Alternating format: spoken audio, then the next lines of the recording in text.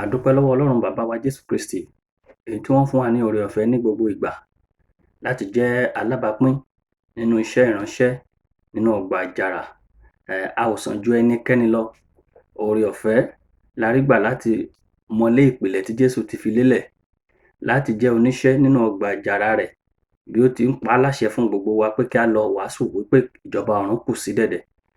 Èyí ni oore ọ̀fẹ́ táwa náà rí gbà nínú ọ̀pọ̀lọpọ̀ àwọn tí Ọlọ́run fi ìfẹ́ tí ó yọ́nú sí láti pè láti ṣe ajẹ́rìí ọ̀rọ̀ rẹ̀ ní àkókò yìí tí ayé ń là kọjá. A dúpẹ́ lọ́wọ́ Ọlọ́run fún àkókò yìí. A dúpẹ́ lọ́wọ́ Ọlọ́run pé à ń bá yín ní gbogbo ìgbà tí a bá wá láti mú ọ̀rọ̀ Ọlọ́run wá. A sì dúpẹ́ pé ẹ̀ ń bá wa fi ìfẹ́ gbà á, bó tilẹ̀ jẹ́ pé a ṣì ń kẹ́kọ̀ọ́ tí a sì ń bẹ Ẹ̀mí Mímọ́ láti máa fi ohun gbogbo yé wa sí lójoojúmọ́. A dúpẹ́ pé ẹ̀ ń bá wa fi ìfẹ́ gbà á ní orúkọ Jésù Kristi ti Násárẹ́tì. Ọlọ́run ó mú wa dúró, yóò sì mú wa dé ilé ògo. Ẹ jẹ́ ká gbàdúrà. Ọlọ́run a dúpẹ́ lọ́wọ́ yín fún wákàtí yìí tẹ́ ẹ fún wa yìí. Olúwa gba ọpẹ́ wa. A dúpẹ́ lọ́wọ́ yín fún oore ọ̀fẹ́ tá a fi jẹ́ alábàápín nínú ìpè nínú iṣẹ́ ìránṣẹ́ láti pín ọ̀rọ̀ yín káàkiri àgbáyé gẹ́gẹ́ bẹ́ẹ̀ ti pa á láṣẹ pé ká lọ wàásù ọ̀rọ̀ náà. Ọlọ́run ẹ gba ọpẹ́ wa. À ń wọ inú ọ̀rọ̀ lọ lórúkọ Jésù Kristi. Ó yá ẹ mọ́ ẹ gba ògo. Ẹ mọ́ ó yá ẹ túmọ̀ ọ̀rọ̀ yín. Ọ̀rọ̀ fúnra rẹ̀ ó yá sọ ọ̀rọ̀ ara rẹ̀ fún ara ẹ̀. Orúkọ Jésù Kristi Násárẹ́tì, gbogbo ẹran ara kó tẹríba. Ọ̀rọ̀ náà jẹ́ kó yé wa. Ọ̀rọ̀ náà jẹ́ kó yé wa. Jẹ́ kó tún ayé wa ṣe. Jẹ́ kó dáǹdè. Jẹ́ kó gbàlà ní orúkọ Jésù Kristi Olúwa wa. Àmín. Lẹ́ẹ̀kan sí mo kí yín káàbọ̀ sí inú ọ̀rọ̀ Ọlọ́run tí a ó bá ara wa sọ, tá ó bá ara wa jíròrò ní òní. Kí la ó fi bára wa sọ̀rọ̀? Pàápàá ní àkókò àjíǹde yìí, àkókò tí Jésù Kristi kú tó jìyà nítorí wa. A gún lọ́kọ̀ ẹ̀gbẹ́, a tutọ́ sí lára, a fi ṣẹ̀sín, a fi ṣẹlẹ́yà, a dé ládé ẹ̀gún, ó jẹ̀rora ńlá nítorí tiwa. Àkókò yìí, àkókò tó yẹ kí ènìyàn kó ronú ni pé ẹnìkan lè fi ẹ̀mí rẹ̀ lélẹ̀ fún òun. A fi Jésù Kristi ṣe pàṣípààrọ̀ ẹ̀mí. Bẹ́ẹ̀ ni bí ìgbà tá a dá ẹlẹ́wọ̀n kan sílẹ̀ tí èèyàn kan wá sọ pé ó yá ẹ jẹ́ kí n dúró ní ipò rẹ̀ kémi lọ ṣẹ̀wọ̀n yẹn. Ohun tí Jésù Kristi wá ṣe rèé. Ẹnìkan ti jẹ̀bi ikú, ẹnìkan wá dé ó ní ẹ gbọdọ̀ pa á pé èmi ni kẹ́ ẹ pa dípò. Ohun tí Jésù Kristi wá ṣe rèé. Àkókò yìí ó jẹ́ àkókò ìrònú tí a gbọdọ̀ ronú pé ẹnìkan wá kú fún ẹ̀ṣẹ̀ aráyé. Ohun tá ó fi gbara wa níyànjú ní ọ̀sán yìí, òun ni ikú kejì. Bíbélì sọ nípa ikú kejì nínú ìwé Ìfihàn. Tá bá lọ wo inú ìwé Ìfihàn orí 20, ìwé Ìfihàn orí 20 láti ẹsẹ̀ ìkẹrìnlá títí dé ẹsẹ̀ ìkẹẹ̀dógún. Ìwé Ìfihàn orí 20, the book of Revelations chapter 20 verses 14 to 15. Ó bá wa sọ̀rọ̀ nípa ikú kejì níbẹ̀ yẹn. Ikú kejì, ó dẹ̀ jẹ́ kó yé wa pé ikú kejì kì í ṣe gbogbo èèyàn ni ó kú. Ikú kejì àwọn kan ni ó kú. Ẹ jẹ́ ká wo ohun tí Bíbélì sọ láti ẹsẹ̀ ìkẹrìnlá ìwé Ìfihàn orí 20. Ó ní àti ikú àti ipò òkú lè a sọ sínú adágún iná. Èyí ni ikú kejì. Ikú àti ipò òkú la sọ sínú adágún iná. Ikú kejì ni adágún iná, iná ọ̀run àpáàdì fún ẹnikẹ́ni tó kọ̀ láti gba Jésù Kristi ní ayé. Bíbélì wá sọ ní ẹsẹ̀ ìkẹẹ̀dógún rẹ̀, ó ní bí a bá sì rí ẹnikẹ́ni tí a kò kọ orúkọ rẹ̀ sínú ìwé ìyè, a sọ ọ́ sínú adágún iná. Arákùnrin àti arábìnrin, èyí jẹ́ kó yé wa pé ìwé ìyè òun la fi ṣe ìdájọ́ àyè àwọn àti òkú. Ẹnikẹ́ni tí a kò bá rí orúkọ rẹ̀ nínú ìwé ìyè, ó ti gba ìdájọ́ ikú kejì. Kí ni ikú kejì ń túmọ̀ sí? Nígbà wo ni ikú kejì yìí? Àti pé àwọn wo ni yóò kú ikú kejì? Kí ló dé tí àwọn ènìyàn ó fi kú ikú kejì?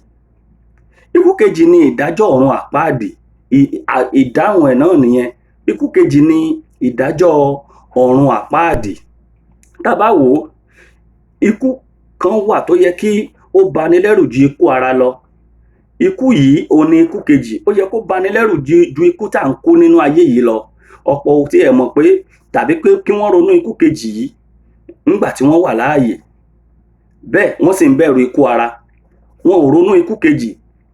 Wọn ò fẹ́ mọ̀ pé bóyá ikú kejì ń bẹ lẹ́yìn táwọn bá kú ní ayé yìí. Wọn ò fẹ́ mọ̀.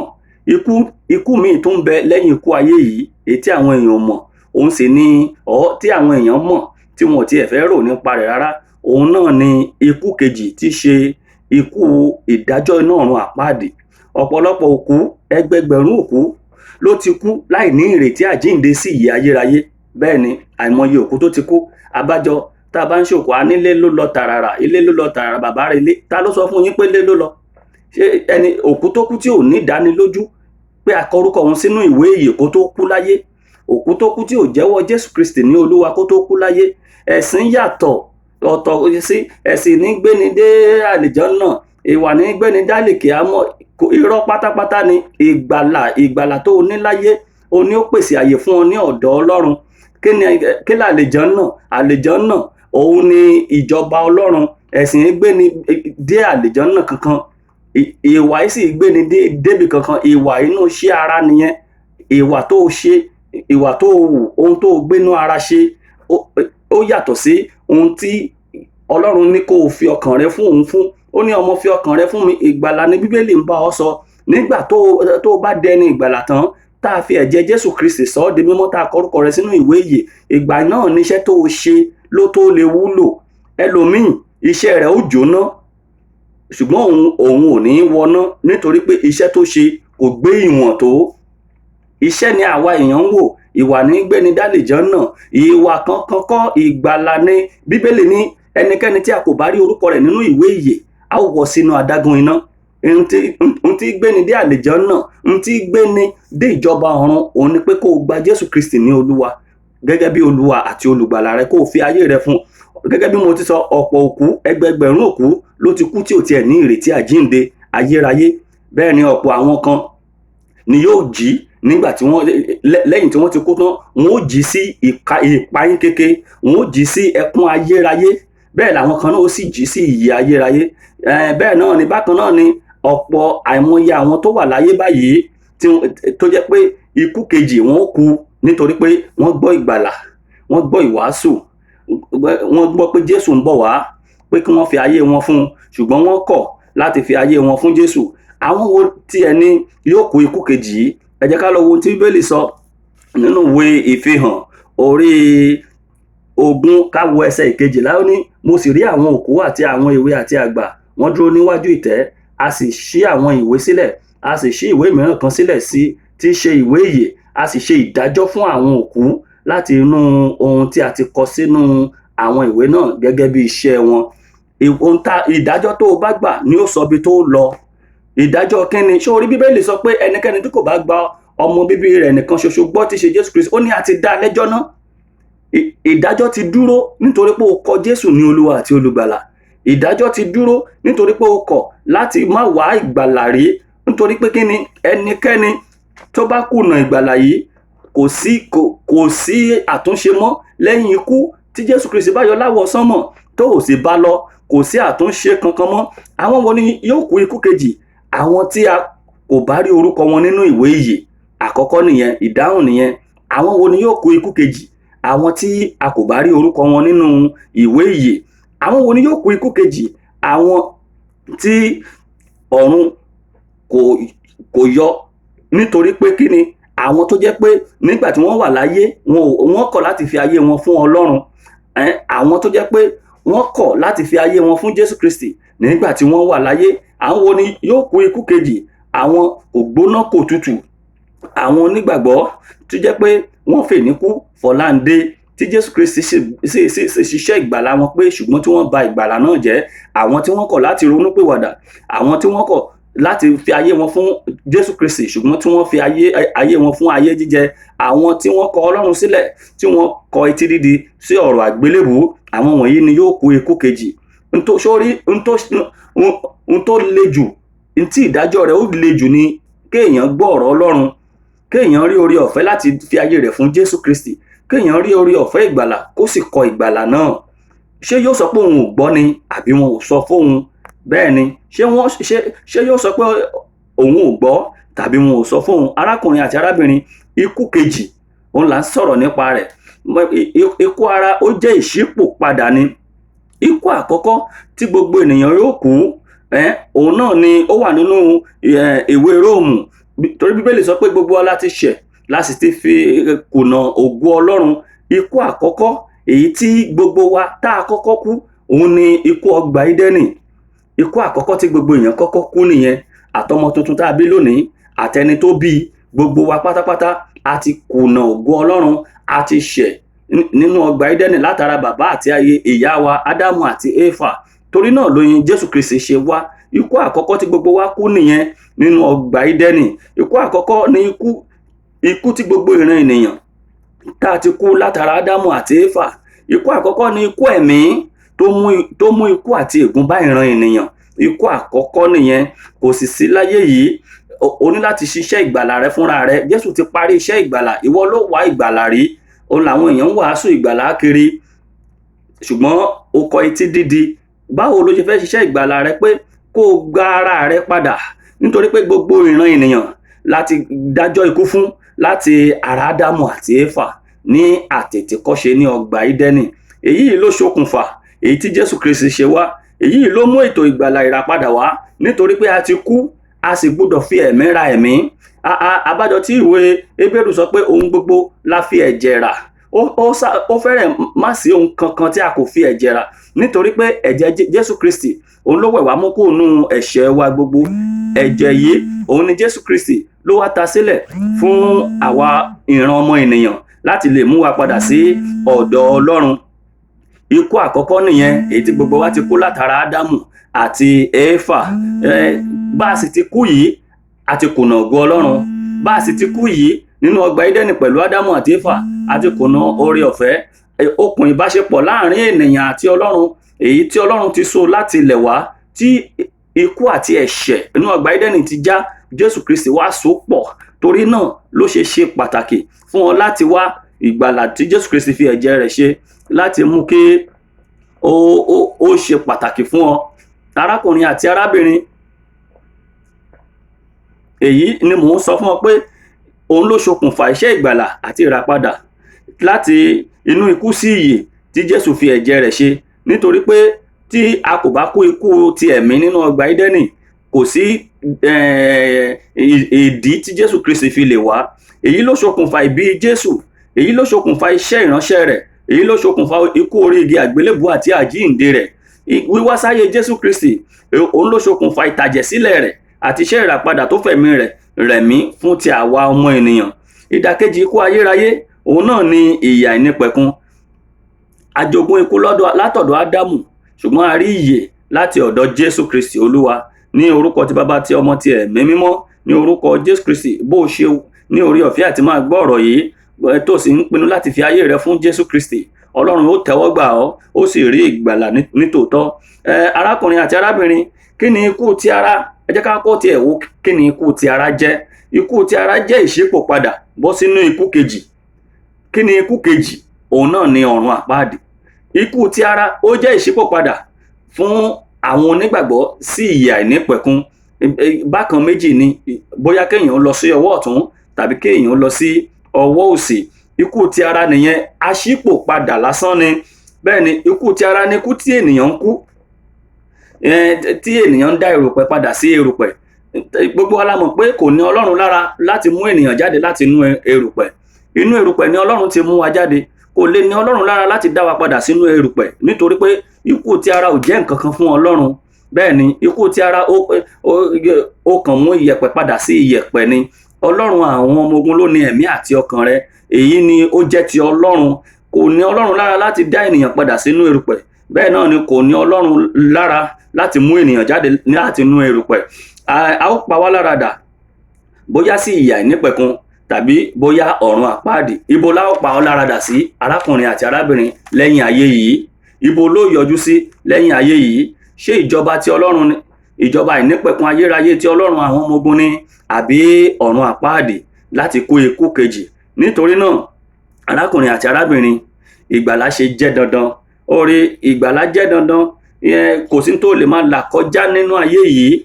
Sórí ìgbàlà ni kó o kọ́kọ́ wárí. Kò sí tó lè máa pòǹgbẹ fún láyé yìí. Ìgbàlà ni kó o kọ́kọ́ wárí. Bíbélì sọ pé ẹ tètè kọ́kọ́ wá ìjọba Ọlọ́run náà àti òdodo rẹ̀. Ó ní gbogbo ìyókù tá ń lé, a ó fi kún. Jẹ́ kí n sọ òótọ́ yìí fún ọ, arákùnrin àti arábìnrin. O lè máa lé nǹkan 10 kó o má sì mú ju 2 lọ títí tó fi jáde láyé. Kì í ṣe dandan kó o jẹ́ mílíọ̀níà. kì í ṣe dandan kó kọ́ gbogbo ilé ayé yìí, kì í ṣe àǹfààní kí ni yóò tiẹ̀ jẹ́ fún ọ tó o bá jèrè gbogbo ayé yìí tó o sì sọ ẹ̀mí rẹ nù. Ǹjẹ́ o tiẹ̀ pèsè sílẹ̀ fún ibi tó dé sí lọ́run? O ti jayé, o ti ráyé, o ti wá ayé, o ti ní gbogbo téèyàn ní, o ti ṣe ẹgbẹ́ oríṣiríṣi, o ti lọ́ni lọ́wọ́ gbà, a ti ṣe oríṣiríṣi. Jẹ́ kí n sọ fún ọ, kò sí ìran ẹ̀dá láyé yìí tí ò ní dúró níwájú Ọlọ́run. Bẹ́ẹ̀ ni, ṣùgbọ́n ohun tí mo fẹ́ kó o mọ̀ ni pé ní kété tó bá ti fi ayé rẹ fún Jésù Kristi, irú ayé yòówù bó ṣe wù kó dọ̀tí tó, bó ti wù kó rírí tó, bó ti wù kí ẹ̀ṣẹ̀ rẹ ó pọ́n tó, Jésù ṣetán láti sọ ọ́ di àfìsẹ́yìn tí eégún fi ṣọ. Jésù ṣetán láti gbà ọ́, ó ṣetán láti mú kí ohun gbogbo kó di ọ̀tun. Bó ti wù kí ayé rẹ kó yòrò tó, Jésù lè jẹ́ kí ó tún kún padà. Bó ti wù kí gbogbo ẹ̀ ó dọ̀tí tó, Jésù ó fọ̀ mọ́ pẹ̀lú ẹ̀jẹ̀ rẹ̀. Má wo ohun tí ènìyàn ó sọ, má gba tí èèyàn ó sọ nípa rẹ pé wọ́n lè ní olè ló ń wàásù yìí, wọ́n lè ní alágbèrè ló ń wàásù yìí, wọ́n lè ní onípanṣágà, alọ́nilọ́wọ́gbà, apààyàn, òun náà ló sọ̀rọ̀ Ọlọ́run yìí. Ènìyàn nìyẹn. Ìwọ kọ́kọ́ fi ayé rẹ fún Jésù Kristi náà. Níbi tí ènìyàn ti ń dá ọ lẹ́jọ́, yóò mọ̀ pé Ọlọ́run ń dá ọ láre. Má kọ̀ndẹ́mù ara rẹ. Ọlọ́run ṣetán láti gbà ọ́, láti dáríjì ọ́. Ìdájọ́ ò sí lọ́wọ́ ẹnikẹ́ni bí kò ṣe Ọlọ́run àwọn ọmọ ogun. Ikú kejì ó jẹ́ dandan. Èrè kí ni yóò jẹ́ fún ènìyàn kó jèrè gbogbo ayé yìí kó sọ ẹ̀mí rẹ̀ nù? Nítorí náà ni ìgbàlà ṣe jẹ́ dandan. Arákùnrin àti arábìnrin, o ní láti ní ìgbàlà yìí. Àkọ́kọ́ tó o bá fẹ́ rí ikú kọjá sínú ìyè àìnípẹ̀kun, ìgbàlà jẹ́ dandan. Ìgbàlà jẹ́ dandan láti rà ọ́ padà kúrò lábẹ́ ègún ikú ọgbà Édẹ́nì. Ikú ọgbà Édẹ́nì ń bẹ lórí gbogbo ìran ènìyàn, àfẹni tó bá kúrò tó sá wá sí abẹ́ ẹ̀jẹ̀ Jésù Kristi, àfẹni tó gba Jésù Kristi ní Olúwa, tí Jésù Kristi kú fún, tí Jésù Kristi jíǹde fún, tí Jésù Kristi sì gòkèrè ọ̀run tó tún bẹ̀bẹ̀ fún ní ọwọ́ ọ̀tún Ọlọ́run Elédùmarè. Arákùnrin àti arábìnrin, ìgbàlà jẹ́ dandan. Tá o bá fẹ́ kára ọ padà kúrò lábẹ́ ègún ikú ọgbà Édẹ́nì, ìgbàlà jẹ́ dandan láti kọ orúkọ rẹ sínú ìwé ìyè. Ìgbàlà jẹ́ dandan tó o bá fẹ́ wọ ìjọba Ọlọ́run sinmi, tó o bá fẹ́ rí ìjọba Ọlọ́run tó o sì fẹ́ wọnú rẹ̀. Ìgbàlà òtítọ́ èyí tí Jésù Kristi fi ẹ̀jẹ̀ rẹ̀ ṣe, ó jẹ́ dandan, ó sì ṣe pàtàkì ká sì kọ orúkọ rẹ sínú ìwé ìyè. Ìgbàlà jẹ́ dandan kó má bàa kú ikú kejì. Ẹni tó bá kú ikú kejì, ikú ayérayé ló ń jẹ́ bẹ́ẹ̀. Òun náà ni ọ̀run àpáàdì. Wò sórí, kò jọra wọn. Ìwọ wò, Jésù nìkan nínú gbogbo àwọn tó wá, òun nìkan ló sọ pé nínú ilé bàbá mi ọ̀pọ̀lọpọ̀ ibùgbé ló wà.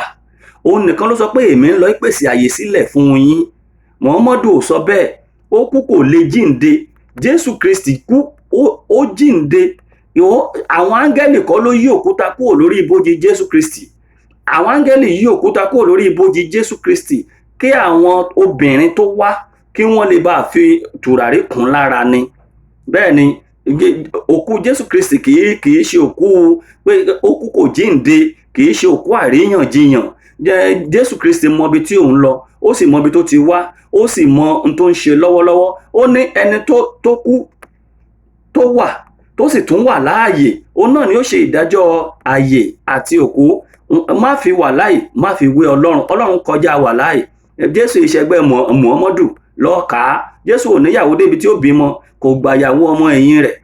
Jésù sì ń wàásù ní Jésù ò tàjẹ̀ sílẹ̀, ó tún fi ẹ̀jẹ̀ tirẹ̀ ṣe ètùtù ẹ̀ṣẹ̀ fún aráyé ni. Torí náà arákùnrin àti arábìnrin, eléyìí kọjá ẹ̀sìn. Ẹ̀sìn ò lè gbé ọ débì kankan.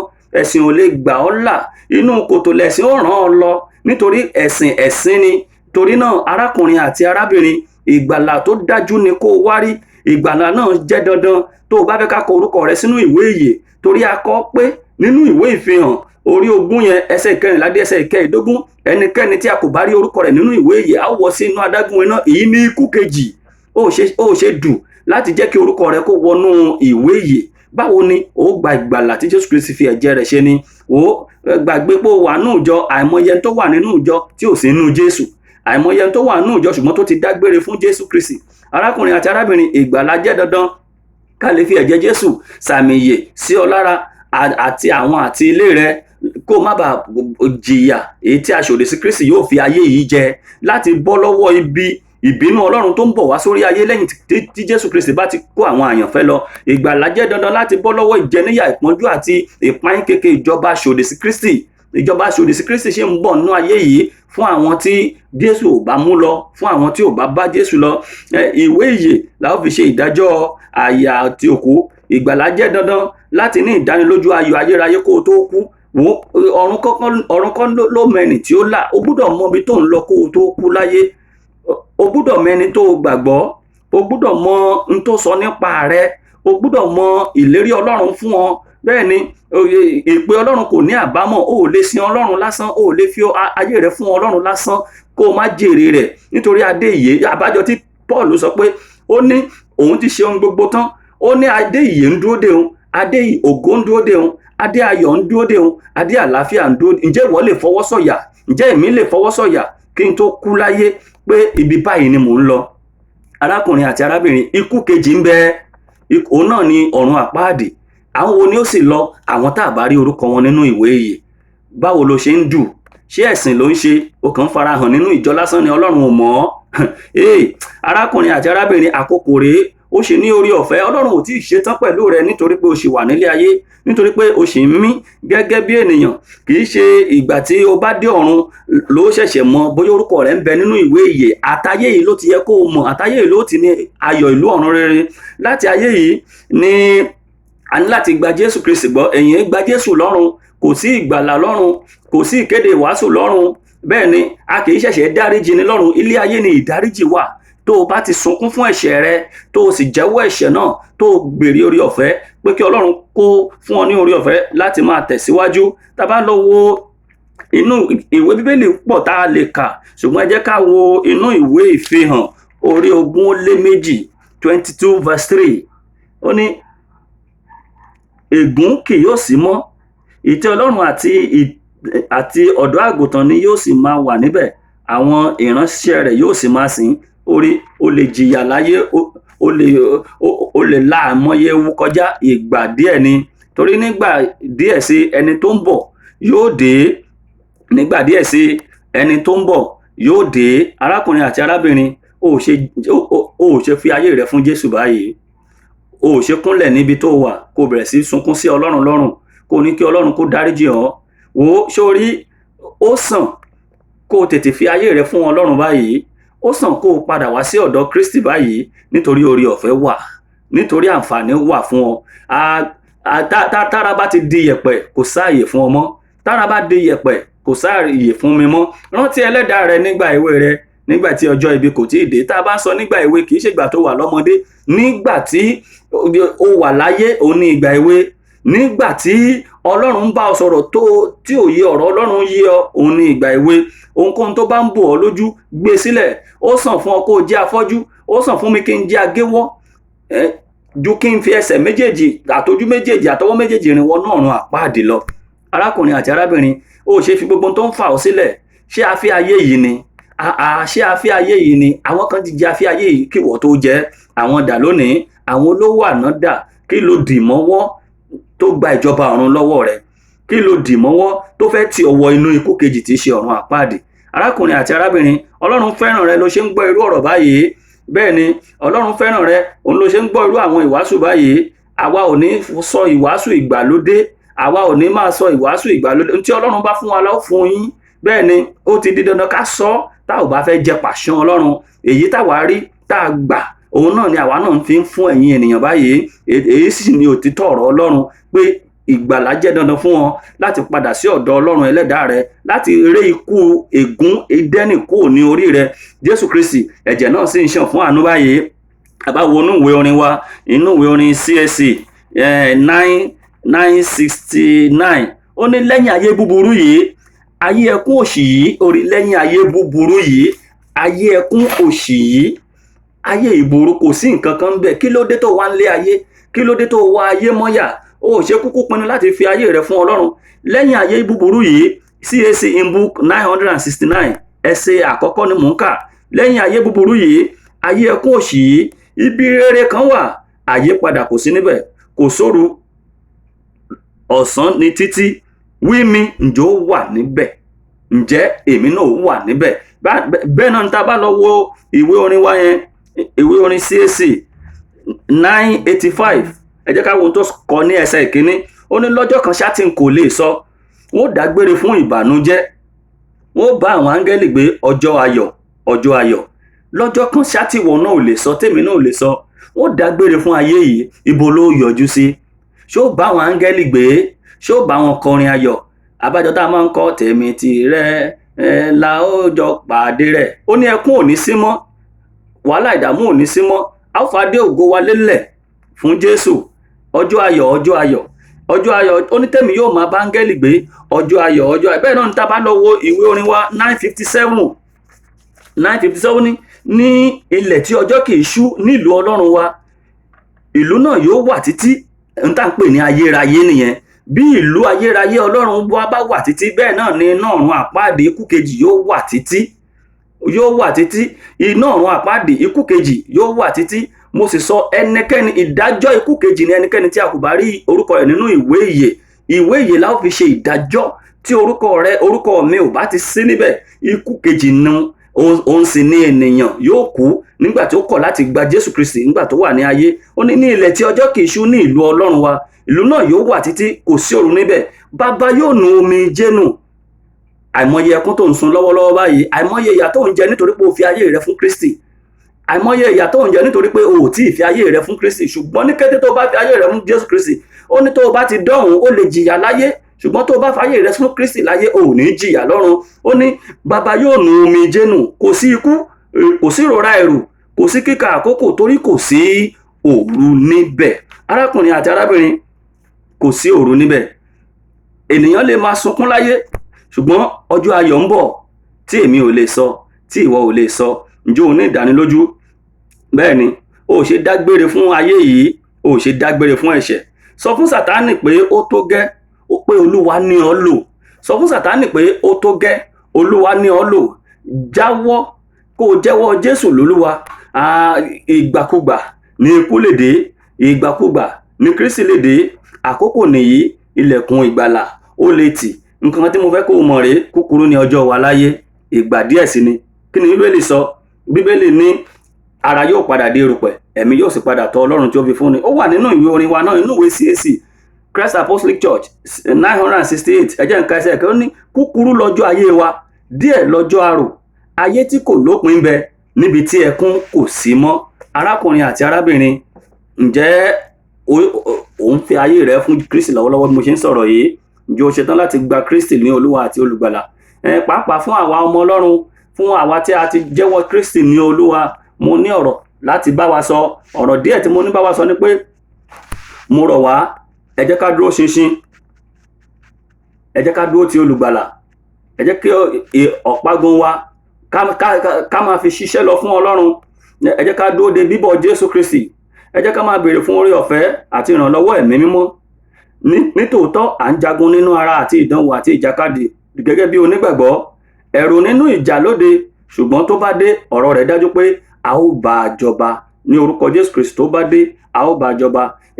Ìbéèrè tí mo fẹ́ béèrè lọ, bí mo ṣe ń béèrè lọ́wọ́ rẹ lèmi náà ń béèrè lọ́wọ́ ara mi, torí Bíbélì sọ pé ẹnikẹ́ni tó bá rò pé òun dúró kó ṣọ́ra kó má bàa ṣubú. Ẹ̀mí mímọ́ ló ń gbé wa ró. Ṣé ìgbàlà rẹ dájú? Ṣé ìgbàlà mi dájú? Ṣé kìí ṣe pé mo kàn ń sọ ọ̀rọ̀ yìí lásán nítorí pé mo mọ̀ ọ́n sọ?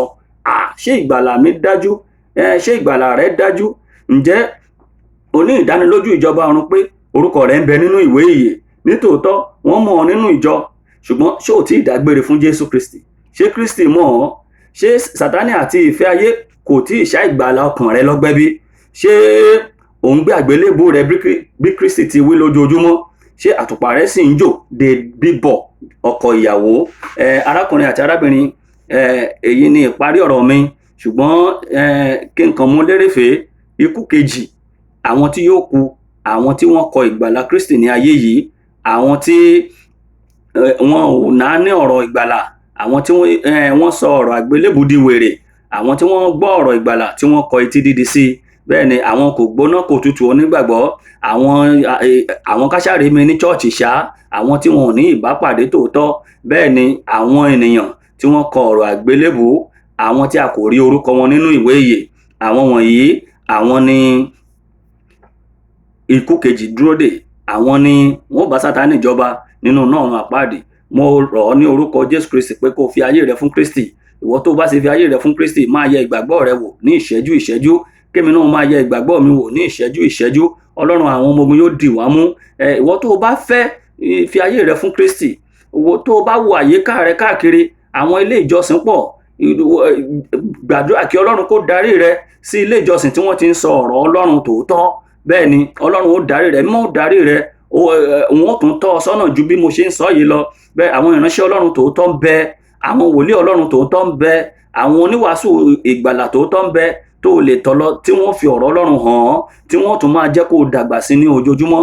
Ṣùgbọ́n mo fẹ́ kó tẹríba, kó gbàdúrà, kó bẹ̀rẹ̀ sí sọ fún Ọlọ́run, Ọlọ́run mo ti gbọ́ ọ̀rọ̀ yìí níbi tí mo kù sí, Ọlọ́run olùgbàlà ó yá ṣàwárí mi kó tún mi ṣe ní orúkọ Jésù. Ó yẹ ṣàwárí mi kẹ́ tún mi ṣe. Ó yá mo nílò ìgbàlà rẹ, Ọlọ́run wọnú ayé mi wá, ẹ̀mọ́ yá wọnú ayé mi wá. Ó yá ṣiṣẹ́ abẹ mi nínú ọkàn mi, gbogbo ipá àti agbára Sátánì tó ń rà tó ń tà, ó yá ẹ gba pàṣán Ọlọ́run alààyè, ó yá kó máa lé wọn jáde. Ó yá Ọlọ́run ẹ gba ọkàn mi, ó yá ẹ gba ayé mi, àgọ́ ara mi, òun ni ibùgbé ẹ̀yin Ọlọ́run, tẹ́ḿpìlì ẹ̀yin Ọlọ́run mímọ́ ni lórúkọ Jésù. Ọlọ́run ó yá ẹ wọbẹ̀ lọ, ó yá ẹ máa ṣiṣẹ́ ìgbàlà nínú ayé mi, ẹ máa ṣiṣẹ́ ìwà mímọ́ nínú ayé mi. Ó yá ìwọ tó bá fẹ́ láti di ọmọ Ọlọ́run tòótọ́, máa jẹ́wọ́ ẹ̀ṣẹ̀ rẹ, máa jẹ́wọ́ ẹ̀ṣẹ̀ rẹ, kó ní kí Ọlọ́run kó dáríjì ọ́, kí Ọlọ́run kó ṣàánú fún ọ, bẹ̀bẹ̀ fún àánú ẹ̀jẹ̀ Jésù Kristi, bẹ̀bẹ̀ fún àánú oore ọ̀fẹ́ ikú orí igi àgbélébùú, pàápàá ní àkókò àjíǹde yìí. Sọ fún Ọlọ́run kí Ọlọ́run kó fi ẹ̀jẹ̀ Jésù Kristi sàmì sí ọ lára, àmì ìgbàlà.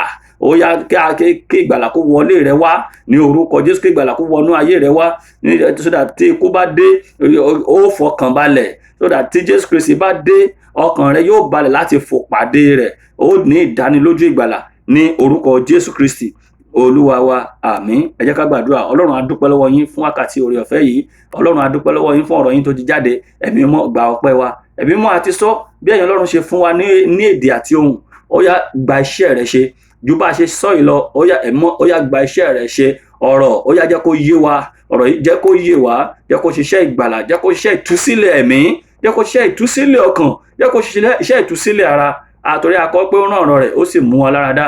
Ọ̀pọ̀lọpọ̀ ẹlẹ́ṣẹ̀, àwọn ẹlẹ́ṣẹ̀ àwọn náà ni wọ́n ń ṣàìsàn. Ọlọ́run ẹ fi ọ̀rọ̀ yìí tú wọn sílẹ̀, ẹ fi ọ̀rọ̀ yìí mú wọn lára dá ní orúkọ Jésù Kristi Olúwa wa. Àmín. Mo gbàdúrà lẹ́ẹ̀kan sí ibikíbi tí ẹ ti ń gbọ́ mi ní àgbáyé, ibikíbi tí ẹ̀yin àti ìdílé yín bá wà, coronavirus ò ní rí ṣe nínú ayé yín. Aṣọ ẹ̀jẹ̀ yín di ẹ̀jẹ̀ Jésù Kristi, nítorí pé ẹ̀yin ru àpá Kristi kiri, ẹnikẹ́ni ò gbọdọ̀ yọ yín lẹ́nu mọ́. Àti ìwọ àti ìdílé rẹ, ẹ ò ní ìfọwọ́bà afẹ́fẹ́ búburú, ẹ ò ní ìfọwọ́bà àìsàn búburú ní orúkọ Jésù. A ó jùmọ̀ làájá ni. Àkókò yìí pè fún ìrònúpìwàdà o, àkókò yìí pè fún pé ká súnmọ́ Ọlọ́run. Kò sí ń tà dà láyé ìta ní dàlẹ̀, mo fẹ́ dogun, mo fẹ́ dọgbọ̀n. Àwọn kan ti dà síwájú rẹ, àwọn náà wá dà lónìí, àwọn náà dà lónìí. Wọn àìmọye ẹni tí ó jí sí ẹkún ayérayé, èyí tí í ṣe ikú kejì, torí a kò kọ orúkọ wọn sínú ìwé ìyè kí wọ́n tó kú. Ó ní oore ọ̀fẹ́ láti jẹ́ pé ká kọ orúkọ rẹ sínú ìwé ìyè báyìí o. Tètè ṣe dù láti mú ká kọ orúkọ rẹ sínú ìwé ìyè. Lẹ́yìn ayé búburú yìí, ayérayé ṣì ń bẹ. Ǹjẹ́ èmi ó wà níbẹ̀? Ǹjẹ́ ìwọ náà wà níbẹ̀? Ọlọ́run kó fún wa ní oore ọ̀fẹ́ láti wà níbẹ̀. A ò ní pàdánù ìjọba ọ̀run, a ò ní parí eré ìje wa sí ọ̀dọ̀ Sátánì. Sátánì ò ní jèrè wa ní orúkọ Jésù Kristi Olúwa wa. Àmín. Títí a fi pàdé, àlàáfíà àti oore ọ̀fẹ́ Ọlọ́run kó máa bá yín gbé. Jésù Kristi Olúwa wa. Àmín. Ẹ ṣeun.